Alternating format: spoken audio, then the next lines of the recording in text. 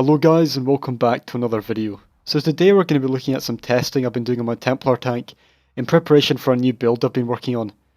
Later on in the video I'm going to talk about some of the difficulty changes as well that One Tamriel has brought about for dungeons. So if you want to skip to that part of the video, feel free. So back to the build itself, and as you all have probably realised by now, this is a Magicka tank build. So if you listened in to my last video regarding some of the new One Tamriel monster sets, it probably doesn't surprise you to find out I'm using the Rukamaz set.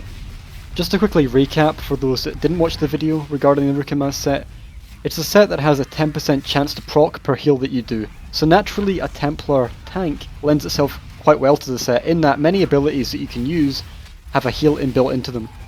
So when thinking about how I actually wanted to structure my build and what skills I wanted to use, I wanted to ensure that as many heals are outgoing so that the set was procced off cooldown to get the full value out of it. This means that what I first turned to was Biting Jabs, Structured Entropy, Cleansing Ritual, things like that, which really had a lot of heals going out in a short period of time.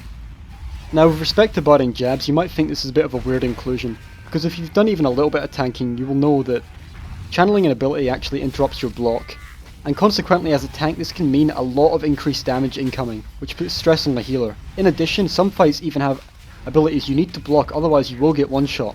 So Biting Jabs really wasn't viable back then. However, with the new One Tamriel update, the Sword and Board ultimate that's been introduced actually synergizes quite nicely.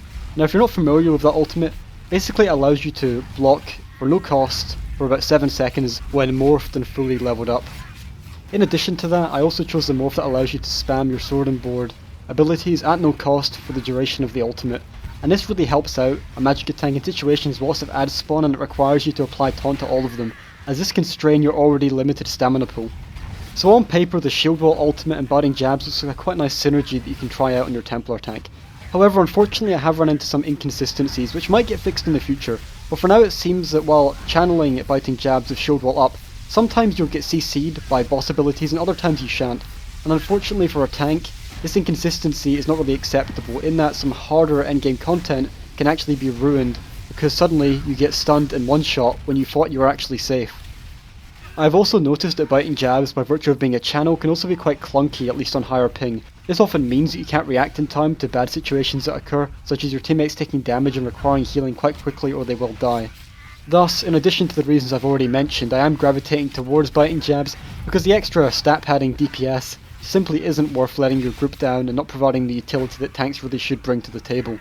In abandoning this synergy between the Biting Jabs and the ultimate, it also means we can swap over to Warhorn, which is honestly the bread and butter of tanking in the meta right now. And really a great ultimate in that it buffs both group survivability and DPS by a significant margin. In conjunction with the Warhorn change, I'm also looking at other options which can provide more group utility or healing. So I now just want to return back to the Rukamaz set and some additional important information that I've gleaned for testing. Now one of the questions I had when approaching the set was whether the Sentinel that the set spawns could actually be CC'd and the stamina HP return effect interrupted. Now unfortunately it actually can be CC'd, both by bosses and trash pack mobs. As to how this actually impacts the value of the set, I still think the return it gives, especially when lots of the group members are standing within it, is still high enough to justify it.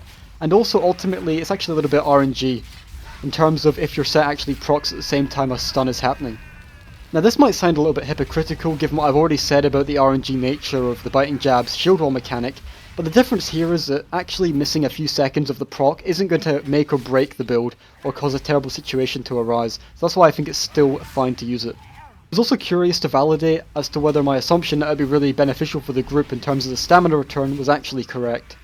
And from testing it, even with random groups, it's shown that especially in long fights, that stamina back can actually make a difference in the long run. Not only can it allow stamina DPS to keep on pumping it out, but it also allows the group in general to invest more stamina in rolling out of dangerous mechanics, especially as stamina pools can be quite stressed for Magicka toons. Simply by standing in the proc for a little bit, it can actually enable them to later on survive things that might otherwise kill them. So that's about all I have with respect to commentary on the testing I've been doing with my build. And then I want to turn to the other topic of the video, namely examining the difficulty changes that One Tamriel has brought about for dungeons. So the thing that prompted me to make this part of the video is that I entered this Tempest Island pledge with a relatively random group. I had one friend who was just learning the game. And honestly, to me, the difficulty seems really artificial. Why is that? Well, for a newer player, it can be expected that there might be a get good issue in that they need to learn the mechanics and properly deal with them. But these mechanics here which are killing people, and actually, in this case one-shotting them, have very little tell. In this specific boss, she actually charges at you, and there's no way of telling before. I think that if they added some kind of sparkly indication that it was about to charge, it would actually warn people and allow them to take the necessary precautions. In addition, it wasn't really the case as well that people weren't trying to deal with the mechanic. We were talking about ways we could circumnavigate it, what options we had available to us in regards to beating it, and even with all that included, people were still getting one-shot. Obviously this is exacerbated because we're lower CP, and that means our resistances aren't quite as high as top-end players. However, I don't think that it should be the case in order to farm some of these sets for your characters that you should need to be fully leveled out. I can see the case perhaps in trial content or VMA, but in daily dungeons of the non-DLC variety, I really think that they should encourage newer players to get in and actually start doing some of the content.